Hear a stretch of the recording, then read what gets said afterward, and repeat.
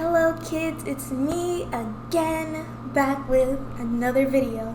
As you can see, the twists, they have made a return. Today's video is going to be a topic that's been on my topics list for honestly a really long time. I've had this specific video idea and a lot of related ones on my list for, it's been several months at this point, but all of these video ideas that I have are related to school, specifically high school and college, but mostly college. And so I thought I'd kick off this video with something that I hope my audience will find interesting, which is that I, as a non-Christian person, went to a Christian college and my reasonings and thoughts behind all of that. So without further delay, let's just get into it, I guess. First of all, I think it would be good to actually say what my religious affiliation is and give a brief history of that. Growing up, my dad was Catholic and my mom was Baptist, so of course us kids were going to be Catholic. So I was raised Catholic. I did the whole thing that you do as a Catholic child. I went to Sunday school on Sundays and I hated it. I had my first communion, but before that I had to get baptized. And unlike my brother who was baptized as a baby, I got baptized when I was 7, so I actually remember a lot of it. It was the day after my birthday, so on September 3rd, which landed on a Sunday that year. It was honestly a joyous occasion because, I didn't really see it as this big religious moment. I just saw it as, a lot of my family came down to see me do a thing, which I kind of equated to be like my dance recitals. It's just all my family coming down to see me do a thing. So it felt like that, instead of big, meaningful religious moment. And then I had my first communion not long after that. I was never confirmed, so if you're familiar with Catholic stuff, there's a bunch of steps that you gotta go through as a kid to be a Catholic. It's really complicated. I honestly don't know most of it. I just know that after a certain point I stopped going to Sunday school. I never did youth group like my older sibling did. And I never did the whole confirmation thing like my older sibling also did. I did look into this because I was curious to know, but apparently once you're a Catholic, you're always a Catholic unless you go through some kind of really bureaucratic process with the Vatican to get your name taken off of books, or you get excommunicated in some other way by assaulting the Pope or something. So it's really not worth going through all that trouble just to say that I'm not Catholic, but I'm not Catholic anymore. I would consider myself to be agnostic. I figured all of this out, which this is gonna sound wacky and kind of but did you really? But I just found the whole God thing to be a little confusing when I was a kid. I would say it was around the 3rd grade. I remember being in Sunday school one Sunday while I was in the 3rd grade. For some reason, there weren't a whole lot of kids at my church, so there weren't a whole lot of people in Sunday school, so as a result, I was literally the only kid in the class. And my teacher was talking about how, these people who take their clothes off in movies, they're so sinful. But I was sitting there thinking, at this point, I was familiar with the concept of free will. I was but if God gave us free will, then why is it a sin to take our clothes off in movies if He let us do that? Typical kid logic type thing. And it was at that point that I was okay, this isn't working out for me. Also prayer. Prayer is a big thing. Maybe not specifically for Catholics, but definitely for Christians in general. I guess the concept of prayer was explained really badly to me, but I thought, if you pray for something, then it's gonna happen. Because, you would hear the phrase, oh, God answered my prayers. And I thought, okay, if I have a direct line of communication to God, then that means I can get whatever I want. So, of course, I would pray for things like puppies, and they would never happen. So I was okay, this kind of sounds like a scam. As a child. Growing up, I just never really formed any kind of faith or really any religious affiliation. I just felt, this whole thing, it feels like a kind of obligation that I have and not something that I feel compelled to do out of my own will. So, I don't think I was ever truly a Christian. It was never there. When I was a bit younger, so middle and high school, I was definitely more annoying about it. I was one of those, I'm glad I grew out of this because it could have been really cringe, but I was one of those, oh, you think God exists? Oh, you're so dumb type people. But not outwardly, ever, because then I would have got beat up or something. It was always only in my head. I think Reddit had a lot to do with this. The effect Reddit has had on my life has been an interesting one, to say the least, but Reddit definitely had something to do with that because I joined when I was like 13, which is not a good age to be on a place like Reddit, especially in 2013. I was a lot more annoying about it before. I would have described myself as atheist back in like high school. If you don't know, the difference between specifically atheist and agnostic is that atheists have no belief in any deity. They reject any belief in any deity, and they don't think that there is any possibility of any deity or higher power existing. Now, these are very loose definitions that I'm going to give here, so it might not be 100% true, but this is my best understanding of it, so just like deal with it, okay? Agnostic, on the other hand, I'm pretty sure it's a Greek word or something, and it means without knowledge. And basically, what agnosticism for me is that I don't believe in any deity, but I also don't know the truth about the origin of things. Like, I don't know if people have a soul. Do they? There's really no way to measure that. Like, I do believe in stuff like the Big Bang and evolution because it's based in science. But there's other stuff, like other concepts that are found in religion, like free will and predestination, which a lot of people are preoccupied with for some reason, that I don't know. I don't know. That's the best way that I can describe it, is just that I don't know. So hopefully that explains things. Am I open to the idea of there being a deity out there? Maybe, but again, there's like really no way of measuring this kind of thing. I'm also of the belief that every religion out there is valid in similar ways, because there's a belief that a lot of religions have is that their religion is the only one true religion and everybody else is wrong. And it's like, how can you know that though? Like, I understand like why it's that way in Christianity, and I guess that can be applied to other religions as well, but it's like, you have no way of knowing that. So like, what makes you the authority to say like what's the truth, right? Right. Alright. So around my senior year of high school, I was tasked with finding a college to go to, like many high school seniors are. And my mom, which I'm glad she did this, but she had me look for and apply to colleges fairly early in my senior year, so like around my first semester. So I had settled on a few colleges that I was going to apply to. The first one was the University of Alabama. I am from Alabama, so, you know, the big state schools seemed like an obvious choice. At this point in time, I think I wanted to major in English, but I also wasn't 100% sure.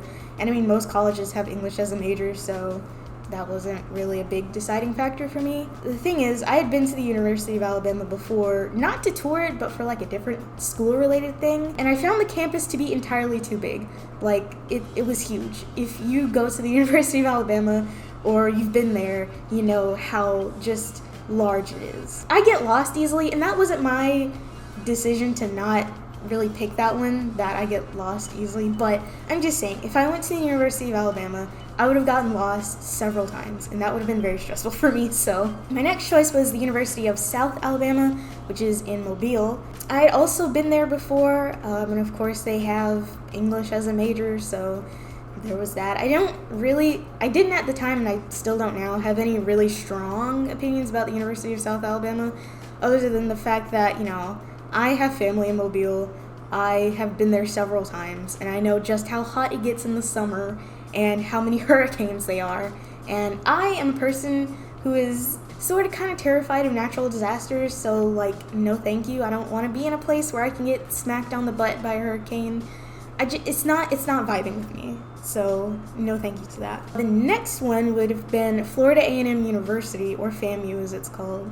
My dad went to that school, and he was insistent that I applied there, and I honestly didn't want to apply there for a couple of reasons. One, it was in Florida, and I just didn't feel like going to Florida to go to school. Like, that wasn't vibing with me either. Again, hot and hurricanes. But also, another reason I didn't want to go to FAMU was because it was an HBCU, which is an historically black college or university. And I know that's gonna sound strange coming from me, but I will say at the time when I was a senior in high school, honestly up until this very day, I've had some like really complicated relations with my race. So like, I didn't want to go to an HBCU at all, because, I mean, at that point, in middle and high school, I had gone to like all black schools, and in my thinking, I just felt like, especially at that time, that the black people that I had been surrounded by, which would have been my classmates, had a lot of regressive ideas about things, and I just didn't want to be surrounded by that, and I wanted to be surrounded by people of different cultures, and maybe that would like expand my mind or something. If I had to go back, I still wouldn't go to an HBCU, probably for that same reason, but I understand, listen, okay? I understand why HBCUs, number one, exist. I understand why they're important. They're just not for me. Moving on. There's this other school called Johnson and Wales University that I hadn't heard of until they like sent some kind of recruiting letter to my house. What led me to them, or what drew me to them, was that they were located somewhere in the Pacific Northwest. I can't remember if it was Washington or Oregon. Basically, I wanted to go there because it was far away. And at this point in time, I was really attracted to the idea of living somewhere up north or in the Pacific Northwest.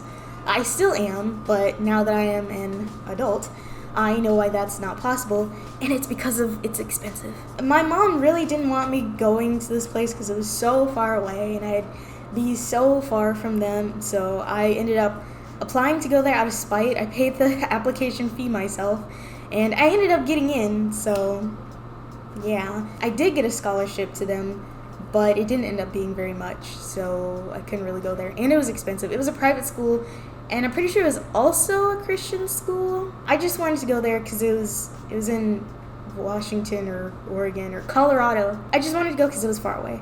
I was still in my rebellious phase, even up until my senior year of high school, so. And then my last choice, well, it wasn't my last, like, chronologically, but the last one on this list was a teeny tiny school called Belhaven University, which is located in Jackson, Mississippi. And that is the one that I decided on, and that is the school that I ended up going to and graduating from. And it is a religious private university, and you may be wondering, why would I choose to go there if I'm an agnostic person? And I knew this at the time of me applying to go there. So, I mean, that's what this video is about. You're about to learn. Why specifically did I settle on Belhaven? Well, there were a few reasons. Firstly was that it had creative writing. I did say at this point I thought I wanted to major in English, but I wasn't too sure. But I looked at their, advertising materials, and I saw that you had creative writing as a major. And at this point I knew, I wanted to do something related to writing, which is why I thought English would have been the obvious choice. But at this point I didn't know that you can major in writing. That was a new concept to me, and so I was very excited by that prospect, and I really wanted to do that. I think some of the other colleges that I mentioned at the time, so around 2016, 2017, may have had creative writing as a minor, but Belhaven had it as a major, so that was very exciting to me, and that's what I started out doing in school. It was kind of far. I'm from Alabama, Mississippi is right next to it. To get to my hometown from Jackson was 3 hours, which to me seems like a long car ride, so I wouldn't feel obligated to go home every weekend or something like that. I mean, Tuscaloosa might have been similarly far. It might have been something like 2 hours. Mobile was definitely pretty far. It's also 3 hours. I am quantifying this in time and not miles, because that was really the only thing that mattered to me when it came to distance, was how long it took to get there, by car, and not how many miles it took, which is why that might be a little confusing, but it's fine. And of course Johnson and Wales was super far away, so I'd be never compelled to go back home. I should say I still have a pretty contentious relationship with my hometown. I wanted to be done with it for good. I wanted to get out of there and never look back. When I graduated from college, before I graduated from college, my plan was to move away from home as quickly as possible. That didn't end up happening, but I just wanted to be out of my little dead-end town, and going to a college that was in a major city or farther away felt like my opportunity to do that. So, I mean, if you know much about Jackson, you'll probably think that, oh, this town is super impoverished and just kind of crappy, but compared to my hometown, it's like Los Angeles. It's a lot, right? Being that I have lived in Jackson in college for 4-ish 3-ish years, I've come to understand that it's not the oasis that I thought it would be, but it still has a lot to offer, or a lot more to offer me than my hometown does, right? Like, if I were to stay in my hometown, there'd be like 0 job prospects for me at all. And there are for me in Jackson, because hello, my first day of work is tomorrow. The campus was a big reason. Like, one of the main reasons I didn't want to go to, say, University of Alabama was because it was just too large, spread out. There'd be a lot of people there, and it's just a whole lot. Maybe the word to use is overwhelming, but it just felt like a lot to me. And Belhaven is a really, really small school. Like, it has maybe 3,000 students if we're not counting online. And the campus itself is like, I would say as big as a city block. I'm not really entirely sure how big a city block is. But if I look at it on a map, it's like, oh, okay, that's like a city block. Like, you can walk from one end of campus to the other in not that much time. Like, you don't have to get a car just to go to some of the buildings that you need to go to on campus. Like, you could walk basically anywhere on campus. It was very small, is what I'm saying. And I kind of like that. It had a very quaint feeling. I also just like the campus. The buildings were nice, the facilities were nice, and it just felt nice to me. The dorms, that was a big thing, because going into college, I was sort of kind of against the whole concept of a dorm. Because, like, if you look up, like, a college dorm, you're probably going to see a little cube with, like, those brick walls that are in, like, classrooms, or were at least in classrooms at my school, and having to live in a little tiny cube with a brick wall and a linoleum floor with a stranger. I have to mention that. Like, I was the only one from my school who went to Belhaven, so I would be going there really not knowing anybody, and I would have to room with a stranger because chances were the single rooms would be gone in like a second. So I had to live with a stranger, and sharing a bedroom was never something that I did before. I guess I'm a little privileged in that regard, but I really did not want to share a bedroom or like a living space. Like, I needed a place where I could go and that was just like my own.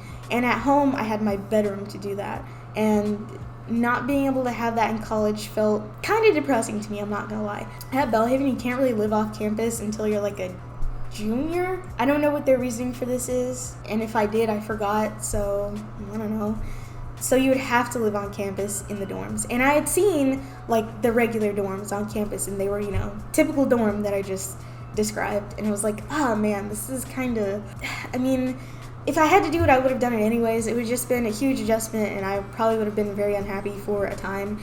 But Belhaven has this whole pretty new, it was new at the time, new-ish. It had only been around for like a couple of years, around, say, 2017, called the University Village, which is basically like an apartment-style building, like a more traditional apartment, like kind of like my apartment now, but larger and for like 4 people. So basically it was a suite, is what I'm saying. And the big thing is that I would have my own bedroom. I wouldn't have my own bathroom. I would have to share that with like one person. But, you know, the bedroom that you would see in some of my older videos, my dorm room era, that was my room. I didn't have to share it with anybody, even though I had 3 other roommates. And also, I got to have my own kitchen, because the cafeteria at Belhaven is fine. And, I mean, it was fine, but I felt like if I would have had to eat there every single day, it wouldn't have been good. I have a lot of particulars about food, right? Like, I eat at a certain time every day, and I like to eat certain things. Having that freedom of choice taken away from you just kind of feels really weird. Like, at this point in my life, I was very big on being independent and being able to choose. Those were the 2 things that I wanted most in life at 17 years old, was independence and choice. And so if you have a kitchen, you can cook basically anything you want. But if you eat in the cafeteria, you just have to eat what they give you, right? It's like being in high school all over again, basically. And the thought of eating in a cafeteria surrounded by a bunch of people just made me really anxious, and I didn't want to do that. Like, in high school, I mean, it kind of fluctuated, because at least in high school, I could eat with my friends. There are some places where I can eat, like some tables where I can eat and I could just be alone, and I could just like block out other people, but I felt like I couldn't really do that in that cafeteria. It just felt, the whole cafeteria experience wasn't a good thing for me, right? So also, the stuff that was being served in the cafeteria, dude, most days it was literally just pasta, right? And then they serve bread, these delicious bread rolls, right, at every meal, and also ice cream at every meal. So like if I would have been forced to like eat in the cafeteria, I probably would have gained a lot of weight, and that would have been not good for me. So I couldn't do it. It wasn't going to be a good experience for me, which is why I gravitated towards the University Village, because it gave me a taste of independence and choice that I wouldn't really be able to have until adulthood, I guess. Also, I think the most important aspect is that I had scholarships to Belhaven. Now, I had scholarships to University of Alabama, Johnson & Wales, and maybe also South Alabama, because I got accepted to all those places. I didn't get accepted to FAMU because I didn't complete the application. I didn't complete the application because they wanted an essay, and like, essays and college applications are so 1990. Like, why are we still doing this? Why is this still a thing that happens? I want to go to your school because I want an education. Like, why should I have to explain further why I want to go to college? I don't want to do that. So once I got to the essay portion, I just like, you know what? I don't want to go to school at all anyway, so I'm just like gonna not finish this and whatever. I don't even want to go here. And then I get a letter in the mail, I don't know, some months later saying that I was rejected because of my GPA, which was weird because my GPA was just fine. I think I don't know what I had, maybe a 3.6 at this point in high school, so like I definitely would have got in. But I was able to get a fair amount of scholarships to Belhaven. Not enough to cover the whole price because, you know, Belhaven, they don't give out full rides.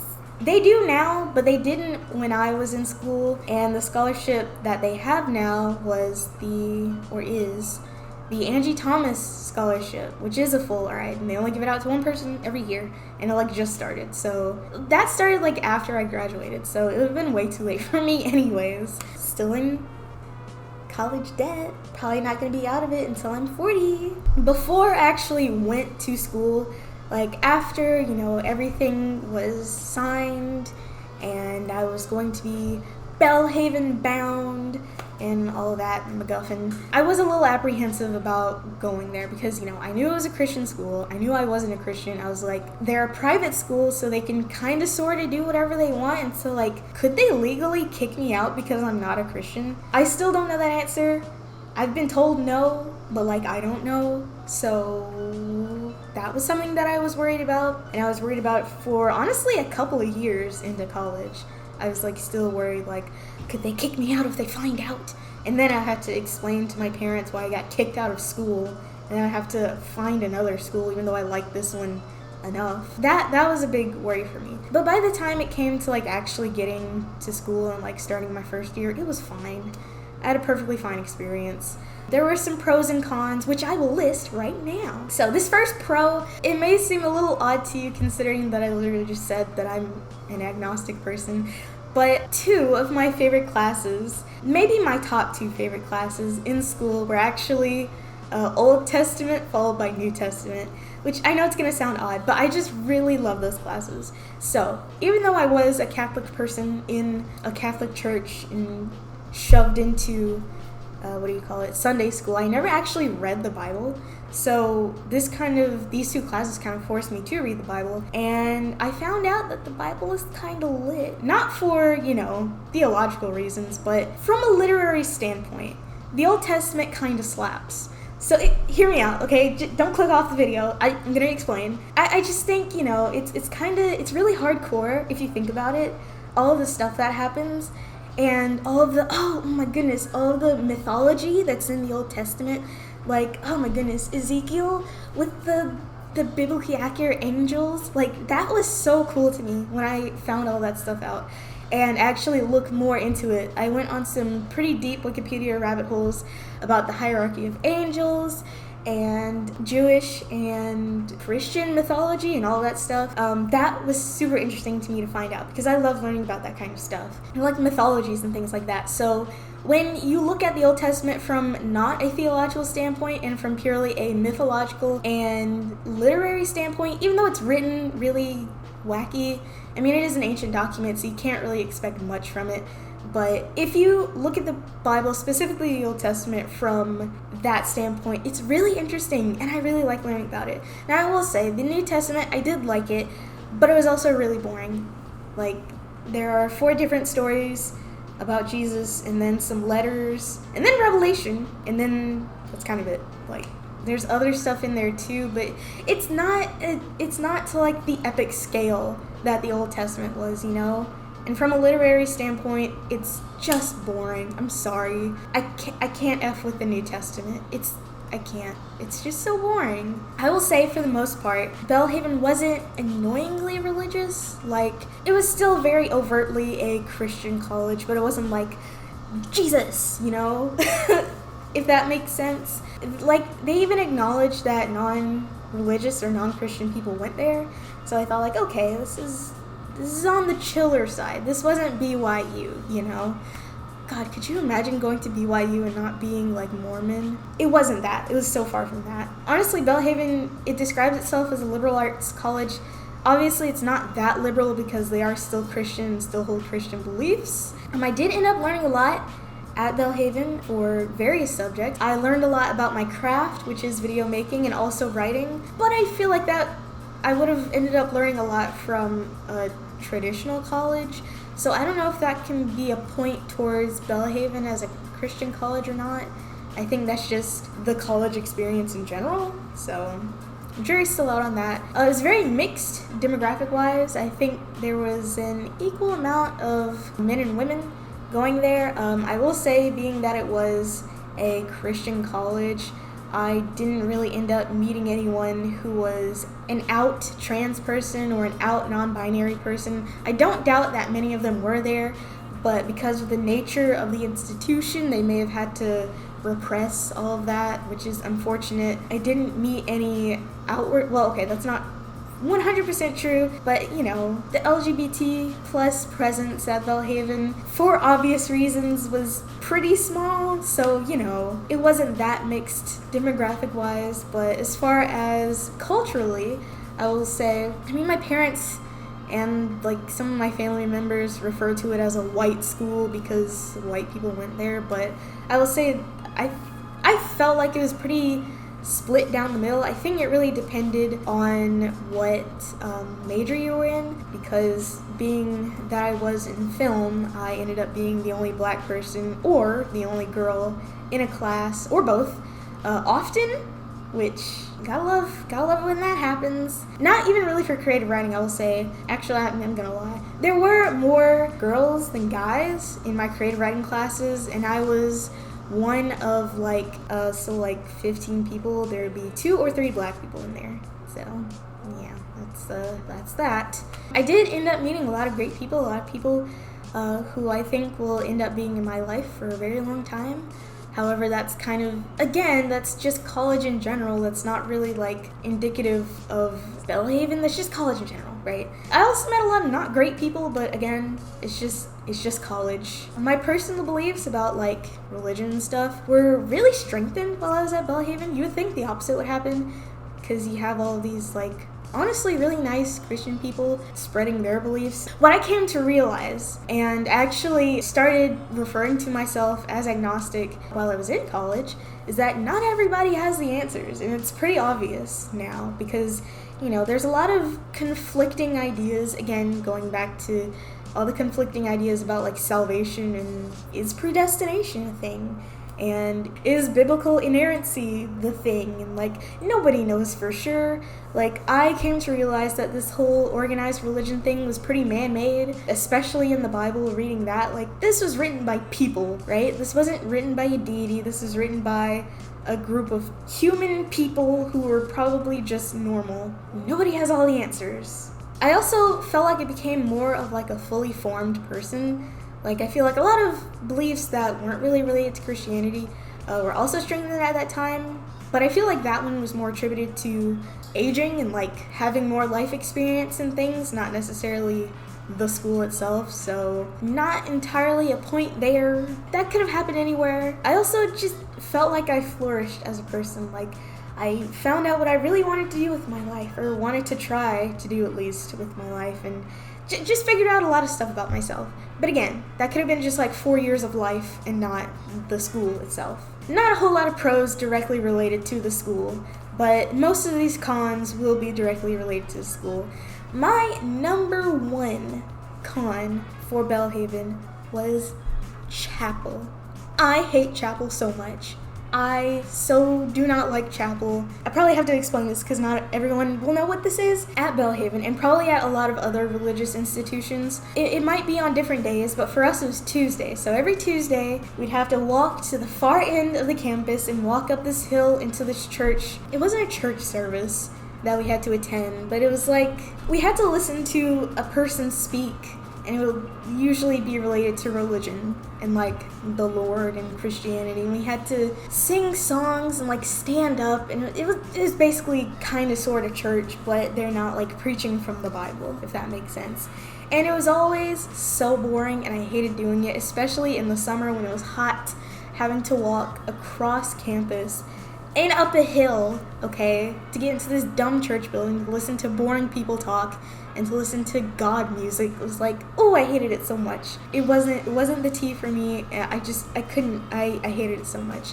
But eventually, I didn't have to go to chapel anymore because of COVID. I feel like as far as school goes, when COVID happened, the only good thing to come out of that was that I didn't have to go to chapel anymore. And I was so happy when that happened. Like, they sent us, like, recordings of chapel, but I didn't watch a single one of them because I didn't have to. And the thing I should say about chapel, it's mandatory attendance. You have to go.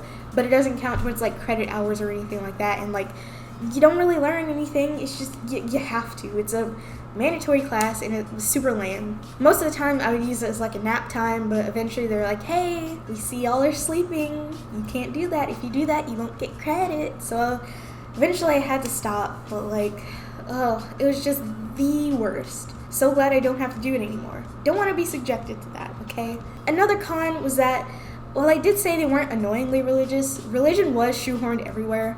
Like, there was some kind of worldview aspect to basically every class. It had to relate back to Christianity in some way. Like, for some things, it was pretty easy to do this, like history. Like, it's one of the major world religions, so you can kind of relate back to that. The Bible wasn't taught as history in my school.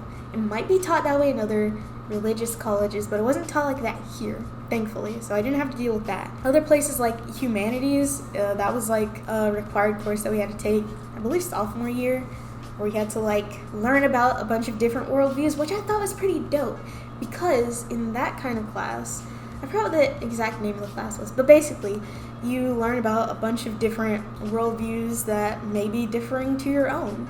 Like, we learned about monotheism, polytheism, deism, a lot of other stuff that was too complex for me to understand, but stuff like that. And I think that was really important in general, and also for Christians, because some of them just don't know that there are other equally valid worldviews that compare and contrast with theirs. And I think that was a really important class to take, and yeah, Christianity was incorporated into that. But it also, the class wasn't taught with the assumption that everyone in the class was a Christian, which I thought was also really good too.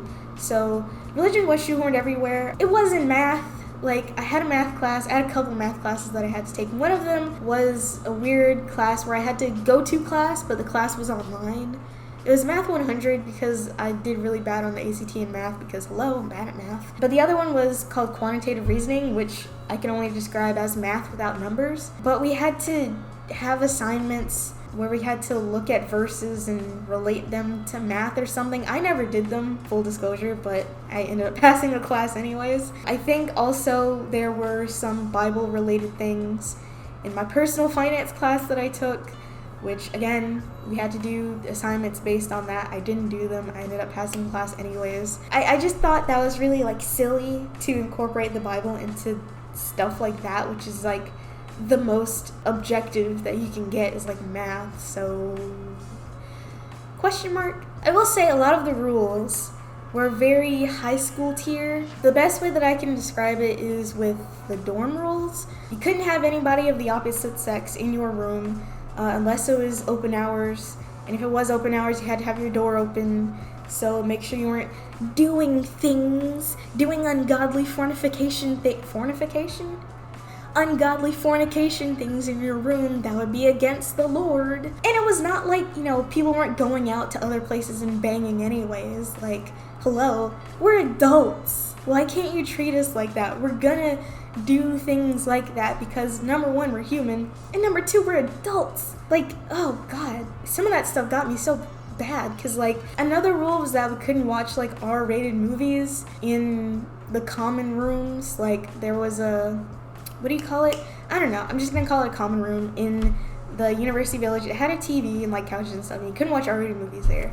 And like R-rated, I think, okay, if you go see an R-rated movie in a theater, if you're under 17, I think it's like 13 to 17, you have to be like accompanied by an adult. But at this point in time, like, okay, I entered school when I was 17, but then like 2 months later I turned 18. But like most people are entering college at around 17 and 18, which is legal adulthood. And something as silly as like R-rated movies, that it just feels like they're unwilling to treat us like an adult, you know? It's weird. And honestly, the whole vibe of the place kind of felt like high school, and it's for a specific reason. So one fun detail about Belhaven is that a lot of the students were previously homeschooled. Now, I didn't know this before. I thought it was like some kind of coincidence, but if you didn't know this, a lot of, especially very religious people, specifically Christians, will homeschool their children so that they're not exposed to secular ideals, right? Personally, I wanted to be homeschooled when I was growing up because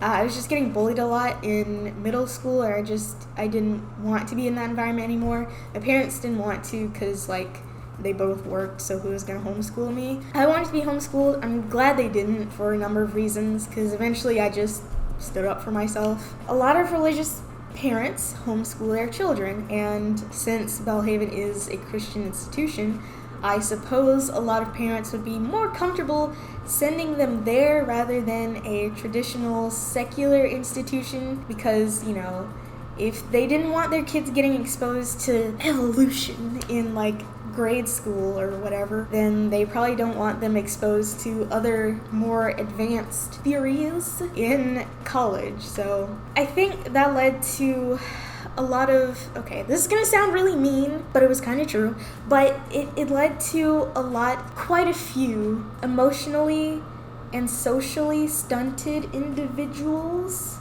being at Belhaven. That's just all I have to say. Now, I will say this. I have met a lot of homeschooled people at my time in Belhaven. For the most part, they were well-adjusted people, right? Because there's like an ideal, I'm not going to say right and wrong, I'm going to say ideal and non-ideal. I think the ideal way to homeschool is to like do it in a group so that your kids are still interacting with other kids and also doing stuff outside of school that's like not church related, so like sports or something like that, just so that your kid can have an adequate amount of socialization that they might be missing in traditional school. Listen, I'm no expert on any of this, okay? This is really just personal opinion, but I feel like a lot of these parents probably didn't do that for reasons, so it led to the vibe kind of, it didn't feel like a group of, you know, young adults. A lot of times in some classes or some environments it felt like a group of teenagers, which was interesting because like I already had that vibe when I was in actual high school, so like having all of that again in like college, it was kind of weird. Not unpleasant specifically, but just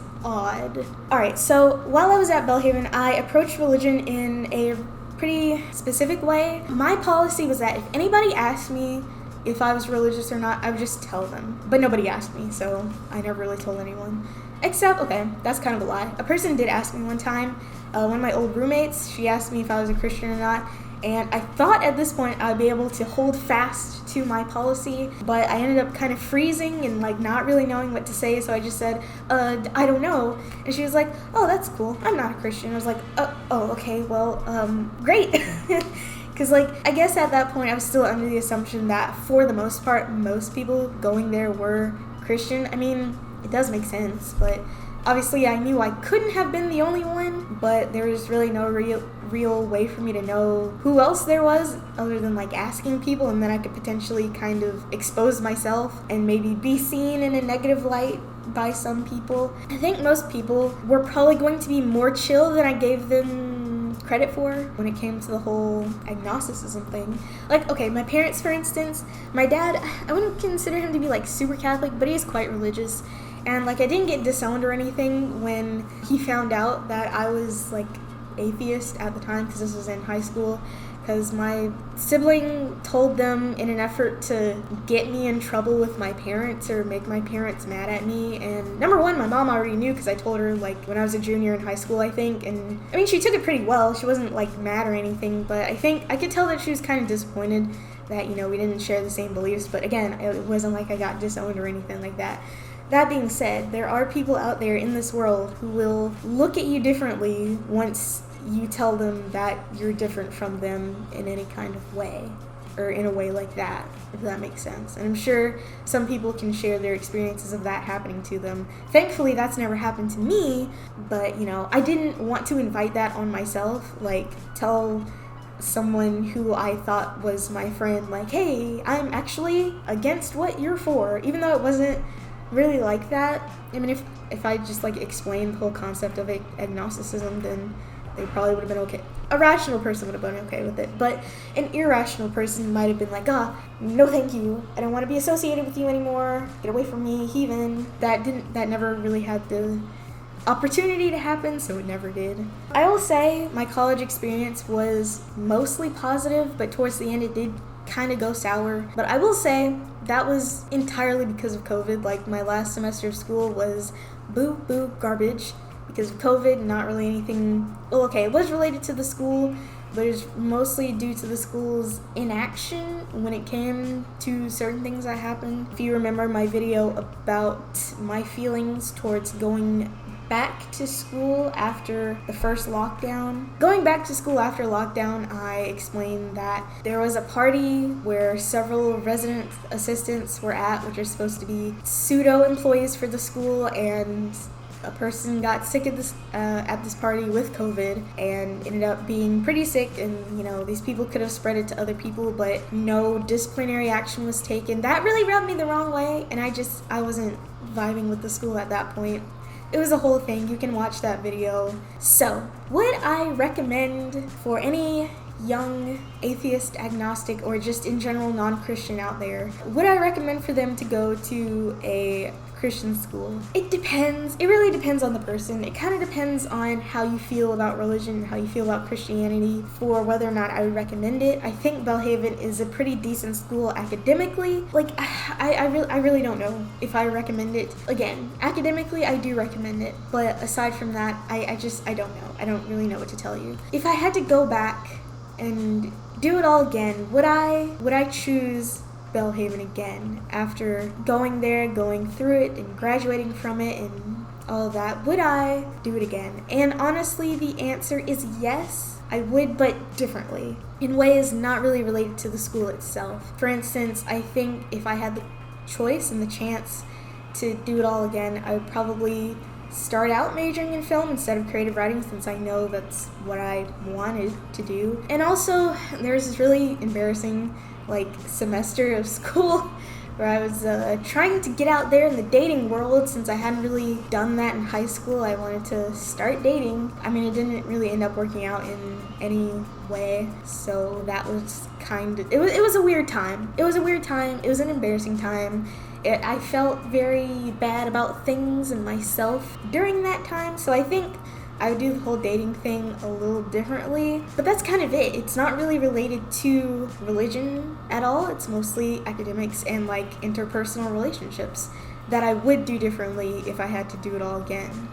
So, in conclusion, I would say that my time at Belhaven was a net positive for me, even though I was an agnostic person and this was a religious institution. It's definitely not for everybody, and for a lot of reasons, but for me it ended up working out just fine. So I consider it to be a positive experience for the most part, except for my last semester of school, which was terrible because of COVID. That's gonna be it for me for this video.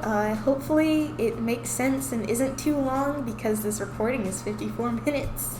I'm sure you can see the sun has partially set since the beginning of this video, but hopefully this was eye-opening, illuminating. Maybe you had some questions, maybe they were answered. Hopefully that did something for you. I would also like to ask my audience, are you a non-religious person who went to a religious school? How did you feel about it? I want to say mostly college, because I feel like, for the most part, grade schools, like elementary, middle, and high school, isn't really something that you can choose for yourself. So if you chose for yourself a religious college to go to as a non-religious person, I want to know your feelings about it. Follow me on Twitter. I'll be blabbing about my new job in the coming days, probably.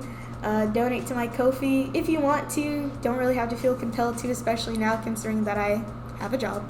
And read some of my Medium articles. I haven't really been working on any new ones in the past couple of days just because I've been doing a lot of moving and unpacking and settling and all of that. So maybe there's going to be a new one in the coming weeks, maybe not, I don't know. And yeah, that's going to be it for me. I hope you enjoyed, and hopefully I can crank out some more videos related to school and start a little mini series where I just talk about school, just in general. So, goodbye. I will see you in the next one, whenever that next one will be.